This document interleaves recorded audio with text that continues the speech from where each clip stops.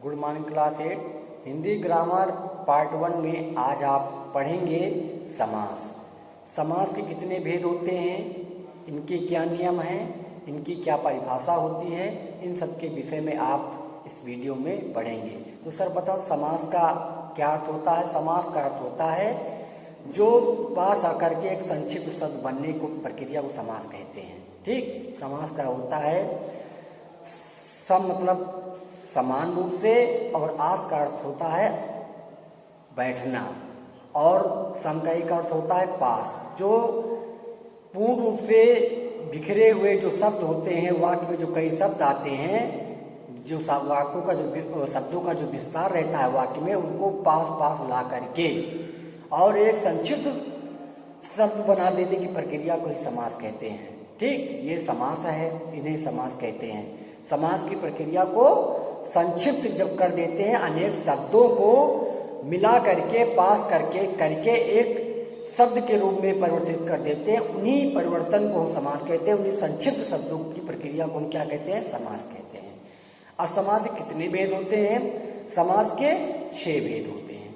कौन कौन से समास। एक होता है द्वंद्व समास, द्वितीय होता है द्विग समास, तृतीय होता है तत्पुरुष समास, चतुर्थ होता है बहुब्रीहि समास, फिफ्थ होता है कर्मधारय समास, और जो छठवां होता है वो होता है अव्ययी भाव समास। तो ये 6 समास होते हैं हिंदी में प्रमुख रूप से। और इन समासों का जो शीर्षक जो समास नाम है, इसका जो अर्थ अभी आपको बताया, संक्षिप्त करना, संक्षेप करना किसी शब्दों को। तो हम जब किसी शब्दों को छोटा करके और कई शब्दों को जोड़ करके बढ़िया से वाक्य बना देते हैं, तो वो क्या होता है, अच्छा वक्ता कहलाता है। तो शब्दों को ना बड़ा करके हम जब छोटे शब्द को उसी अर्थ में प्रयुक्त कर देते हैं, तो ये बहुत ही अच्छा होता है। ये इसलिए इस दृष्टिकोण से समास एक प्रमुख शीर्षक है, आपके पाठ्यक्रम का प्रमुख हेडिंग है ये। इसको आप अध्ययन करिए, इस वीडियो को पढ़ने के बाद इसका भी अवलोकन करिए, इसकी भी महत्वपूर्ण बिंदुओं को जानिए, इनके पहचान के विषय में जानिए। अध्ययन करने के बाद, पढ़ने के बाद इनके विषय में भी आप अभ्यास करिए, और अभ्यास करके इस समास प्रकरण की जो महत्वपूर्ण विषय है, इसको आप इस पर आप जानकारी प्राप्त करिए, इसके भी अच्छी तरीके से ज्ञान प्राप्त करिए। तो सर्वप्रथम हम देखते हैं द्वंद्व समास किसे कहते हैं। तो आइए सर्वप्रथम हम देखते हैं कि द्वंद्व समास किसे कहते हैं। द्वंद्व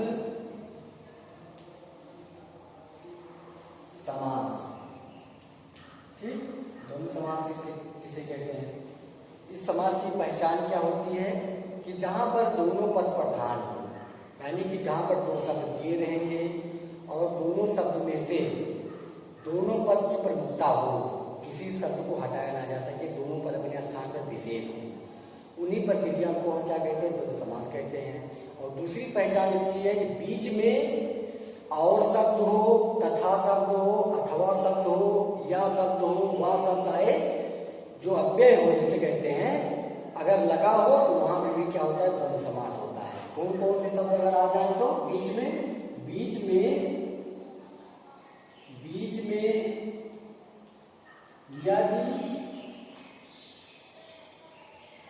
यदि और तथा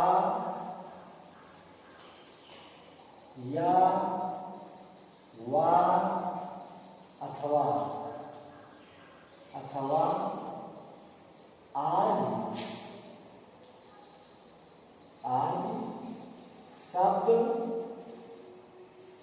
आदि शब्द आए तब वहां क्या होता है, द्वंद्व समास होता है। द्वंद्व समास होता है।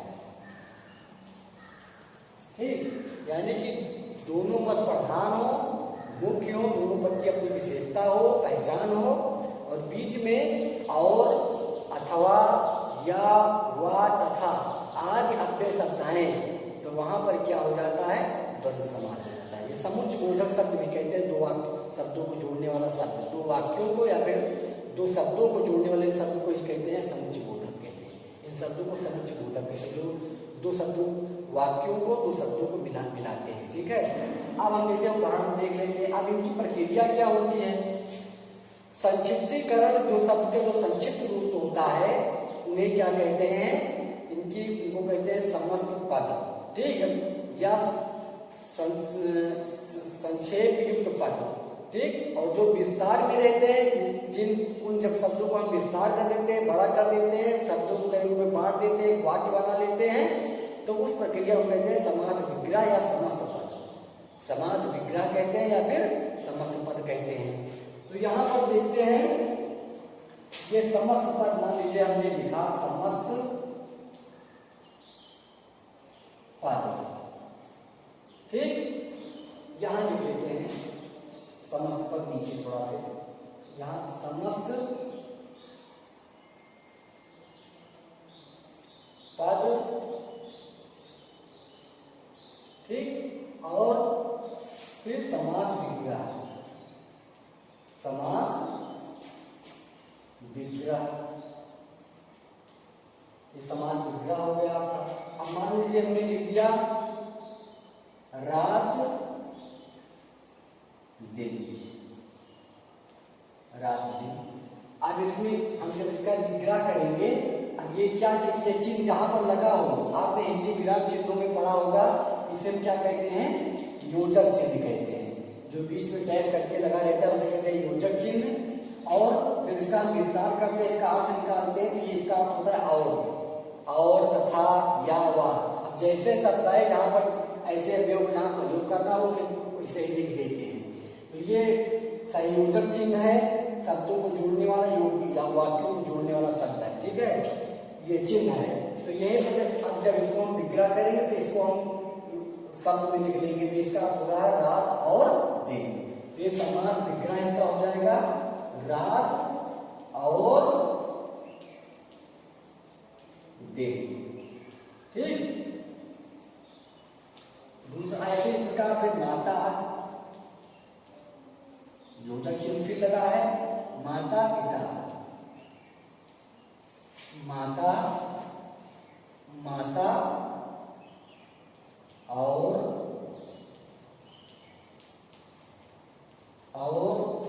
पिता,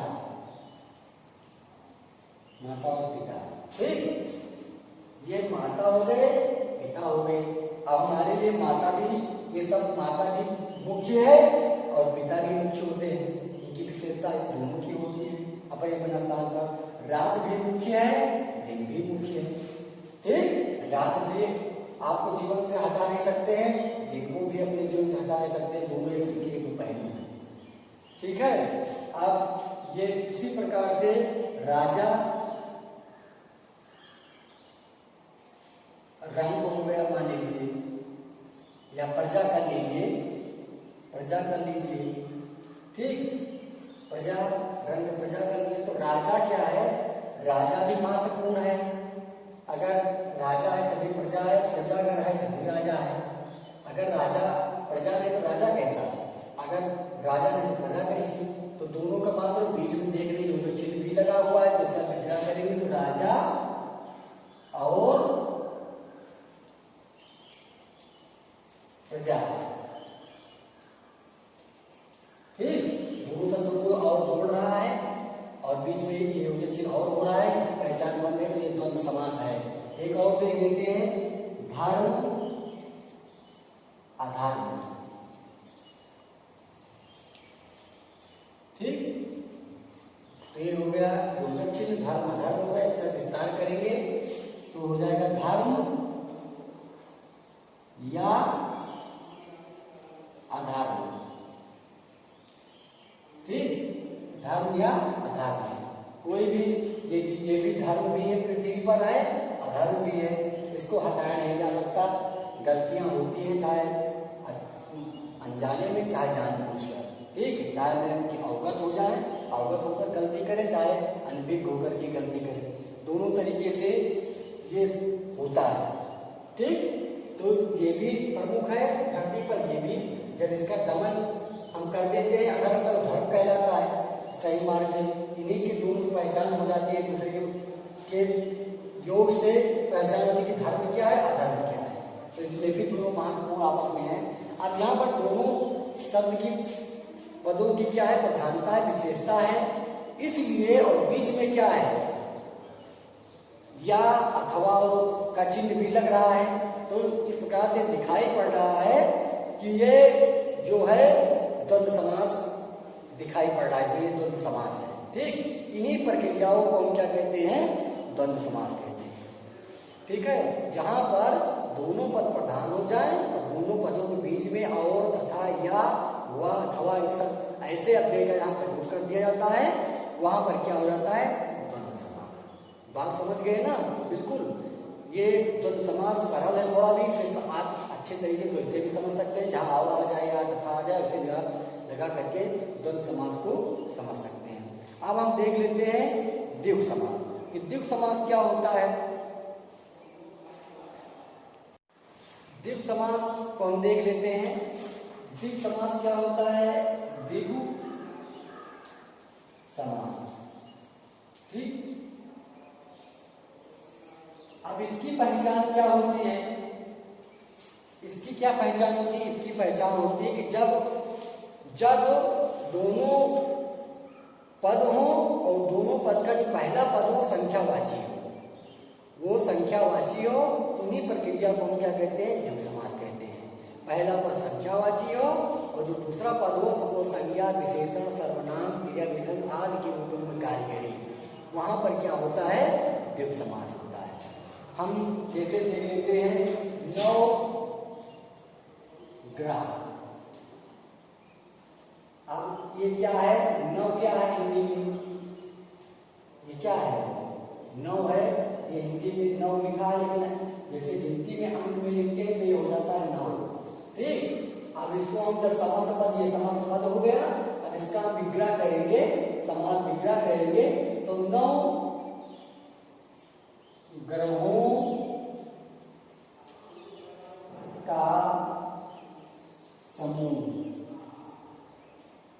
ठीक, अब देखिए यही सब संक्षिप्त है और जब इसको सब विग्रह कर देते हैं, सब बड़ा हो जाता है।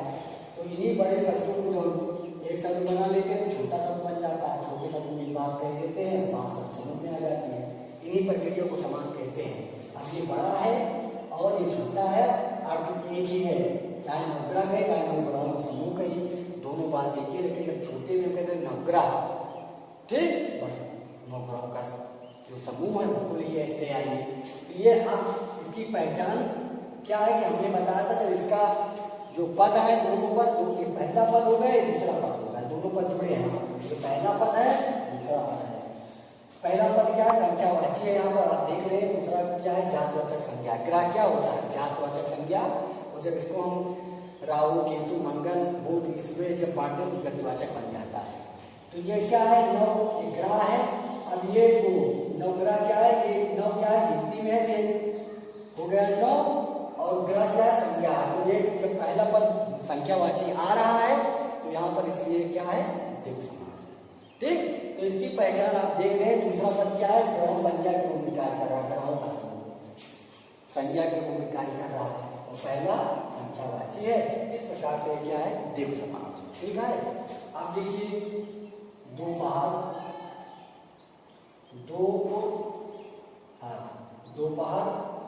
दोपहर, ये क्या है, ये पहला पद, दूसरा पद ये है। तो दो क्या है, ये संख्या है, कौन सी संख्या है, गिनती में दो की। ठीक, अब इसको जब हम उत्तर करेंगे तो ये हो जाएगा दो पैरों का समाहार, मतलब दो समय इसमें मिला रहता है दोपहर में, एक सुबह का दूसरा शाम का। सुबह बीतने वाली होती है, शाम लगने वाली होती है, उसी प्रक्रिया को कहते हैं दोपहर। ठीक, और इसे कहते हैं मध्याह्न, साहित्यिक हिंदी में मध्याह्न कहते हैं। ठीक है, तो ये दोपहर ये हो गया, और दोपहर दो पहरों का समूह हो गया, ये क्रिया के रूप में कार्य कर रहा है। ठीक, क्रिया विशेषण के रूप में, तो विशेषण के रूप में कार्य कर रहा है। और ये क्या है, दो क्या है, ये संख्यावाची विशेषण है। ठीक है, ये संख्यावाची है और ये संख्या पहला पद संख्यावाची हो रहा है, द्वितीय पद संख्या विशेषण योग में संख्या विशेषण योग में कार्य कर रहा है। तो इस प्रकार से क्या हो गया, द्वित्व समास होगा, क्योंकि इसमें भी पहला पद 2 है। अब इसकी एक बात विशेषता बता देते हैं, कहीं कहीं अपवाद लगा होता है कि पहला पद अगर संख्यावाची हो लेकिन वो जब दूसरे अर्थ में प्रयोग होने लगता है तो वहां पर बहुव्रीहि समास हो जाता है। अब जैसे हमने एक दो बता देते हैं, जैसे मान लीजिए दशानन, दशानन, ठीक, दशानन क्या है, यहाँ 10 होगा और आने मतलब मुख हो गया है, ठीक। तो यहाँ पर संख्यावाची तो 10 है लेकिन दशानन एक पर्यायवाची शब्द बन रहा है, दशानन एक पर्यायवाची शब्द बन रहा है किसका, रावण का, ठीक। अब इसका जब समस्त पद से जब इसका समास विग्रह करेंगे तो हो जाएगा 10 आनन, आनन यानी मुख, 10 आनन मुख हैं जिसके, जिसके अर्थात तो नहीं है, जिसके 10 मुख है, ये रावण है, अर्थात रावण, ये क्या है, जिसके 10 मुख है कौन है, रावण है, ठीक है। इनका सारा पुतला जलाते हैं, इनका तो यहाँ पर संख्यावाची होते हुए भी ये द्वित्व समास ना होकर के बहुव्रीहि समास में आ रहा है, क्योंकि दूसरी तरफ एक पर्यायवाची शब्द का बोध करा रहा है, विशेष के विषय में बोध करा रहा है। तो कहीं पर अगर किसी स्थान, व्यक्ति या वस्तु विशेष का जाकर बोध कराने लगे और अगर पहला पद संख्यावाची हो तो उसे आप द्वित्व समास नहीं, उसको आप जो समास दिखाई पड़े बहुव्रीहि समास में अधिकतर होता है तो आप उसे बहुव्रीहि समास समझ जाइएगा, ठीक है। इसमें अपवाद जुड़ा है। इसी प्रकार चतुरानन होता है, चतुरानन ये समस्त पद में, चतुरानन मतलब चत मतलब 4 होता है और आनन मतलब लिखा मुख होता है। अब 4 मुख है जिसके, जिस कौन से देवता है जिसके 4 मुख हैं, तो ये 4 मुख है ब्रह्मा जी के, तो अर्थात ब्रह्मा जी यहाँ भी द्विगुना होकर बहुव्रीहि समास हो रहा है, ठीक। उसी प्रकार से त्रिशूल हमने मान लिख दिया, त्रिशूल क्या है, वस्तु का नाम है त्रिशूल। अब यहाँ पर त्रिशूल लिखा है, त्रि का होता है 3, संख्यावाची तो है लेकिन त्रिशूल मतलब जो कांटेदार होता है, ठीक, वो होता है त्रिशूल, एक शस्त्र विशेष, ठीक, एक शस्त्र विशेष जिसमें 3 कीलियां जैसी बनी होती है, उन्हें शस्त्र विशेष कहते हैं, जिसको शंकर जी धारण करते हैं। तो ये भी संख्यावाची नहीं हुआ, ठीक। या फिर त्रिशूलधारी अगर आप लिख देंगे, त्रिशूलधारी अगर आप लिख देंगे तो त्रिशूल को धारण करने वाले अर्थात शंकर जी हो गए, ठीक। तो इस प्रकार से इसमें क्या है, अपवाद जुड़ा रहता है। तो जहां पर संख्यावाची आए तो वहां पर संख्यावाची आप कर दीजिएगा, देखने संख्यावाची जहां समूह दिखाई पड़े संख्याओं का वहां द्विगु होता है, और जहां संख्या आने पर किसी विशेष वस्तु व्यक्ति स्थान का नाम दिखाई पड़े, संकेत कर रहा हो, तो वहां पर बहुव्रीहि हो जाता है। इसमें यह अंतर होता है, ठीक, समझ गए नहीं। अब तीसरा मान लीजिए लिख देते हैं छमाही। अब इसमें 6 मतलब होता है संख्या में 6 और छमाही मतलब होता है 6 महीनों का समाहार, मतलब 6 महीनों में एकत्रित जो हो जाता है, ठीक, उसे छमाही कहते हैं। इसी प्रकार से हम लिखते हैं शताब्दी, शताब्दी, तो ये क्या हो जाएगा, ये समस्त पद है और विग्रह करेंगे तो 100 वर्षों का समाहार, ये समाहार हो जाएगा, ठीक, समाहार हो जाएगा, 100 वर्षों का समाहार हो जाएगा। जहां पर 100 वर्ष होते हैं एकत्रित हो जाते हैं, शताब्दी कहने लगते हैं। जब 100 वर्ष का एकत्रित हो जाते हैं और जब बीतने को होते हैं उन्हीं प्रक्रिया को हम शताब्दी कहते हैं। और जब 6 महीने हो जाता है किसी चीज को, तो उसी 6 महीने के बाद प्रक्रिया को कहते हैं छमाही कहते हैं, ठीक। अब इसी प्रकार से चौराहा, चौराहा ये समस्त पद है और इसका विग्रह करेंगे 4 रास्तों का समूह,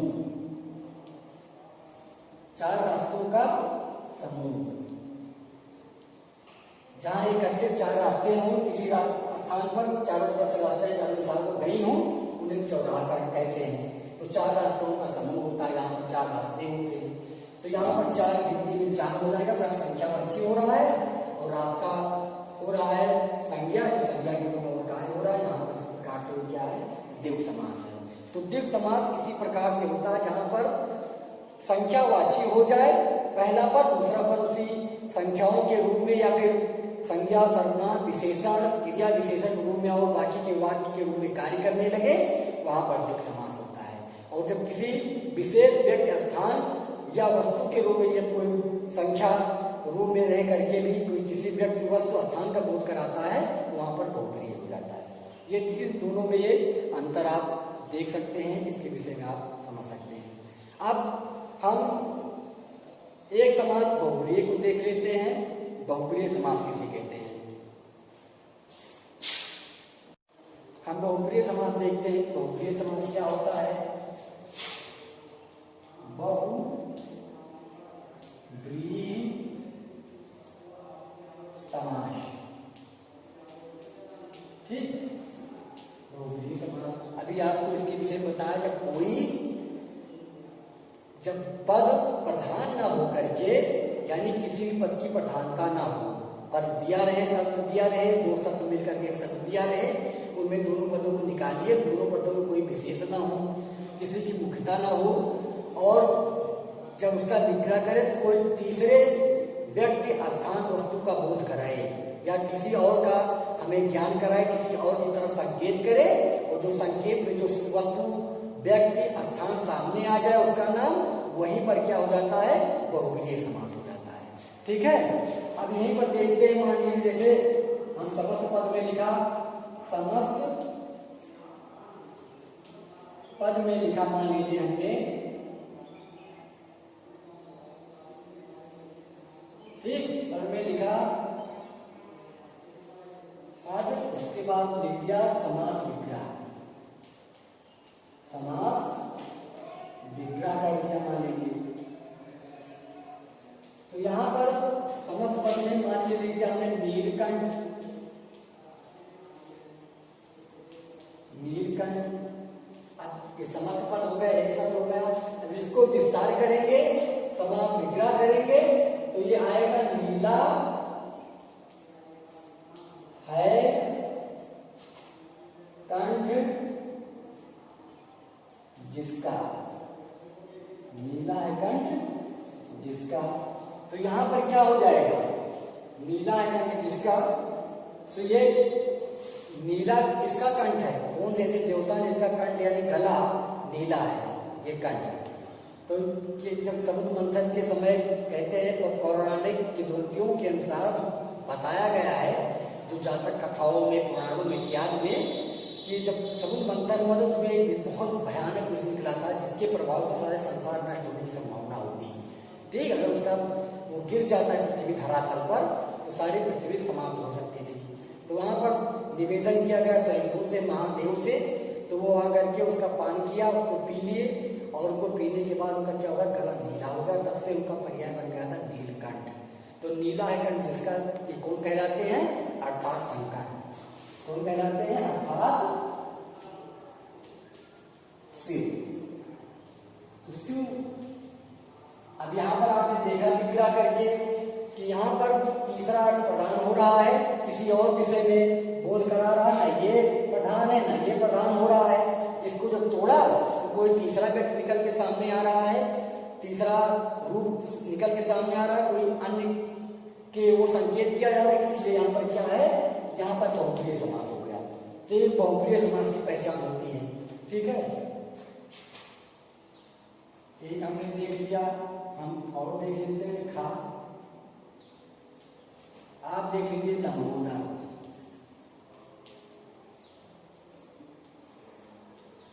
लंबोदर, तो लंबोदर कौन है, लंब। अब इसको जब आप विग्रह करेंगे, लंबा है, उदर का मतलब होता है पेट। क्या होता है, पेट। उदर पेट,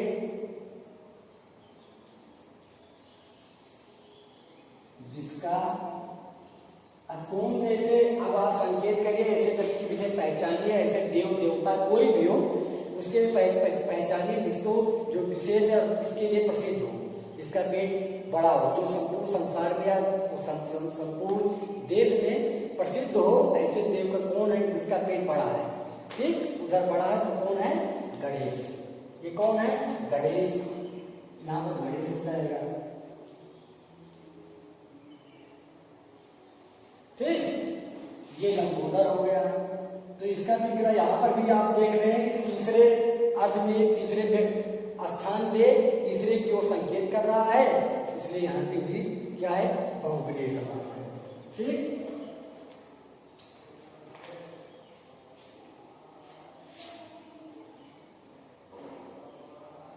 अब आगे हम देख लेते हैं यहां पर पीतांबर। पीतांबर में पीला है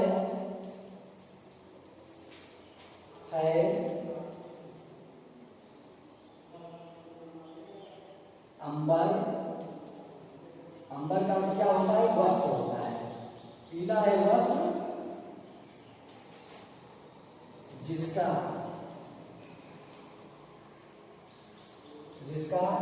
अर्थात कौन है?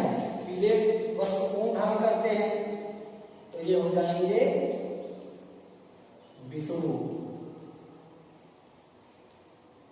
ये विष्णु भगवान भी हैं, राम जी थे भी है, पीले वस्त्र धारण करने वाले थे। साधु सन्यासी भी होते हैं जो पीले वस्त्र धारण करते हैं। वैष्णव धर्म संप्रदाय के लोग भी होते हैं जो पीले वस्त्र धारण करते हैं। तो यहाँ पर तीसरे अर्थ को ग्रहण किया जा रहा है, तीसरे अर्थ को बताया जा रहा है। तो इसमें भी क्या है? ये क्या है? इसमें भी ये बहुब्रीहि समास है। उसी प्रकार से बीड़ा पाणी हो जाएगा। बीड़ा को धारण करने वाली, बीड़ा को कौन धारण करता है? सरस्वती। तीसरे अर्थ में इनको प्रयोग हो जाएगा, ये भी बहुब्रीहि समास हो जाएगा। ठीक है। चक्रधर, चक्र को धारण करने वाले चक्रधर, चक्र को कौन धारण करता है? वो धारण करते हैं भगवान विष्णु, ये भी बहुब्रीहि। गदाधारी, गदा को कौन धारण करता है? हनुमान जी, ये भी बहुब्रीहि। ठीक, इसी प्रकार से मुरलीधर, मुरली को कौन धारण करता है? श्री कृष्ण, ये भी बहुब्रीहि समास हो जाएगा। उसके बाद गिरधर, गिर को कौन धारण करता है? कृष्ण जी ने, ये यहाँ भी बहुब्रीहि समास हो जाता है। इस प्रकार से जहाँ पर कोई पद प्रधान न होकर कहीं तीसरे की तरफ संकेत करता है, उसकी तरफ इशारा करता है, उसको बताता है, उसको सामने लाता है, वहीं पर क्या हो जाता है? बहुब्रीहि समास हो जाता है। तो आपने पाठ प्रथम में हमने आपको समास के भेद, इनकी परिभाषा और द्वंद्व, द्विगु और बहुब्रीहि समास के विषय में बताया, इनकी पहचान, इनके नियम के विषय में बताया, इनकी परिभाषा को बताया। आप इस वीडियो को अवगत होने के बाद, इसका अवलोकन करने के बाद, दृष्टिगत करने के बाद आप पुनः इसका अभ्यास कीजिए और समास को पहचानिए और समास के विषय में जानकारी अधिक से अधिक प्राप्त कीजिए। Thank you for watching video.